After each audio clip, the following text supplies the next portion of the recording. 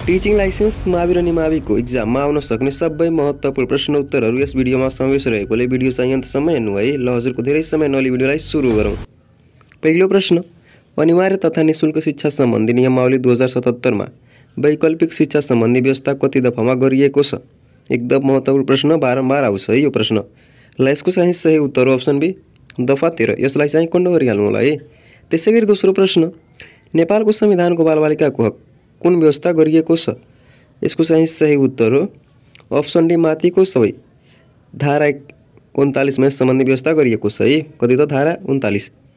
त्यसैगरी तेस्रो प्रश्न, संयुक्त राष्ट्र सङ्घले महिला सम्बन्धी अन्तर्राष्ट्रिय आयोगको गठन कहिले गरेको थियो? यसको चाहिँ सही उत्तर हो सन् 1946 मा है। यी सबै प्रश्न इक्जाममा आउँछन्। आज पढाइप्रति सिरियस हुनुहुन्न, इक्जाम राम्रो हुँदैन है। सो पढाइप्रति सिरियस हुनुपर्छ।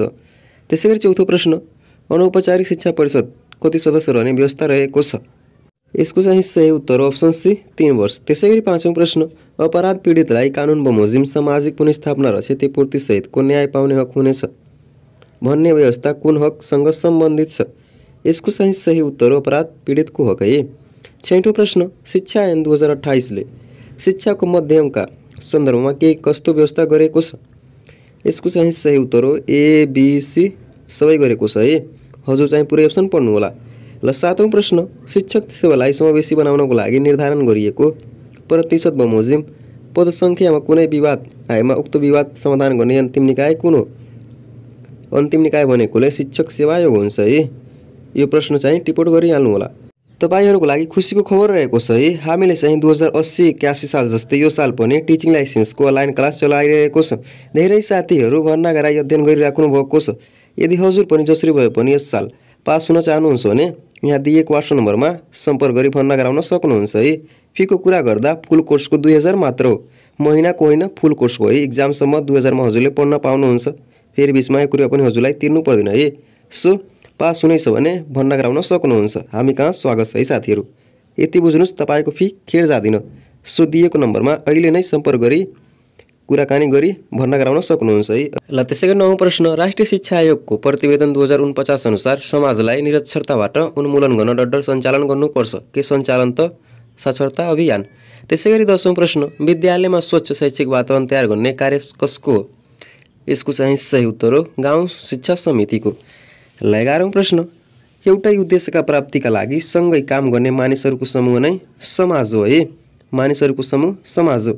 ल त्यसैगरी 12औं प्रश्न, मानव विकास सन्दर्भमा असान्दर्भिक कथन कुन हो तल दिएको मध्ये? ल यसको चाहिँ सही उत्तर हो अप्सन डी, प्रत्यक्ष देख्ने र नाप्न सकिने। त्यसैगरी 13औं प्रश्न, विस्मरणका शारीरिक कारण के हो? ल यसको चाहिँ सही उत्तर हो अप्सन डी, माथिको सबै हुने है। हजुर चाहिँ पुरै वाक्य पढ्नु होला।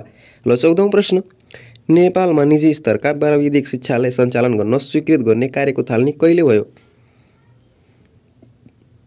ल यसको चाहिँ सही उत्तर हो 2050। 15औं प्रश्न, बालक एउटा पुस्तक हो जसको प्रत्येक पाना शिक्षकले पढ्नुपर्छ।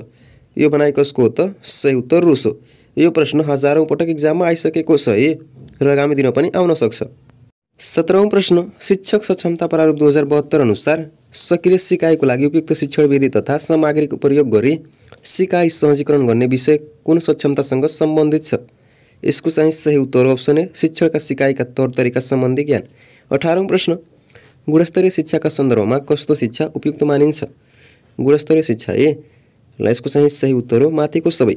लाइसेन्सको परीक्षामा लगाउने हो ट्रिक। घोक्नुहुन्छ भने जीवनमा पास हुन सक्नुहुन्न। यसमा सबै ट्रिकको कमाल हो है। ट्रिक जानिहाल्नुहुन्छ भने हरेक प्रश्नको उत्तर आफै पत्ता लगाउन सक्नुहुन्छ। तर त्यो ट्रिक सबैलाई थाहा छैन है साथीहरू।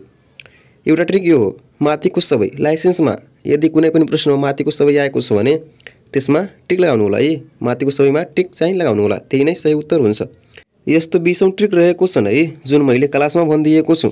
सोही ट्रिक प्रयोग गरेर 2080 र 81 मा धेरैजना साथीहरू लाइसेन्स निकाल्न सफल हुनुभएको छ।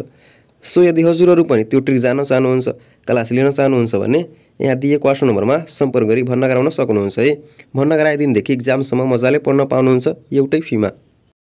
19औं प्रश्न, vygotskyको निर्माणवादी सिकाइ सिद्धान्त अनुसार सिकारुले लिने अनुभवको प्रमुख आधार के हो? ल यसको चाहिँ सही उत्तर हो समाज। 21औं प्रश्न, म्याकग्रेगरको सिद्धान्तले के कुरामा जोड दिन्छ? यसको चाहिँ सही उत्तर अप्सन डी, माथिको सबै पक्षमा जोड दिन्छ है। 22औं प्रश्न कार्यालय व्यवस्थापनमा कुन कुन पक्षहरूको संयोजन गरिन्छ? यसको चाहिँ सही उत्तर हो माथिको सबै। 23औं प्रश्न राष्ट्रिय शिक्षा नीति 2076 अनुसार डडले विद्यालयको समग्र अवस्था र सुपरिवेक्षण कार्यको प्रभावकारिता अनुगमन र मूल्याङ्कन गर्ने प्रणाली विकास गरिनेछ। के त स्थानीय त हुन्छ है।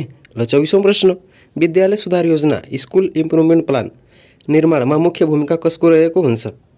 यसको चाहिँ सही उत्तर हो विद्यालय व्यवस्थापन समिति। 25औं प्रश्न विद्यालयमा सुशासन कायम गर्ने सम्बन्धमा संस्थागत जिम्मेवारी कसको हुन्छ? विद्यालय आउने बित्तिकै विद्यालय व्यवस्थापन समिति हुन्छ है साथीहरू। 26औं प्रश्न पाठ्यक्रमले निर्धारण गरेको उद्देश्य पूर्ति गर्न विषयवस्तु छनौट गर्दा कुन कुन पक्षलाई मुख्य आधार बनाउनु पर्छ? माथिको सबै। ल 27औं प्रश्न पाठ्यक्रम भन्नाले त्यस्तो धावन मार्ग हो जहाँ व्यक्ति निश्चित उद्देश्य प्राप्त गर्न दौडिन्छ भन्ने विद्वान को हुने है। ल यसको चाहिँ सही उत्तर हो रोबर्ट विल्सन। 28औं प्रश्न कुनै पनि कागजात तथा अभिलेखलाई अ देखि क देखि ग तथा ब देखि स सम्म क्रमिक रूपमा मिलाएर राख्ने फाइलिङ गर्ने तरिकालाई के भनिन्छ? यसको चाहिँ सही उत्तर हो बडानुक्रम फाइलिङ है।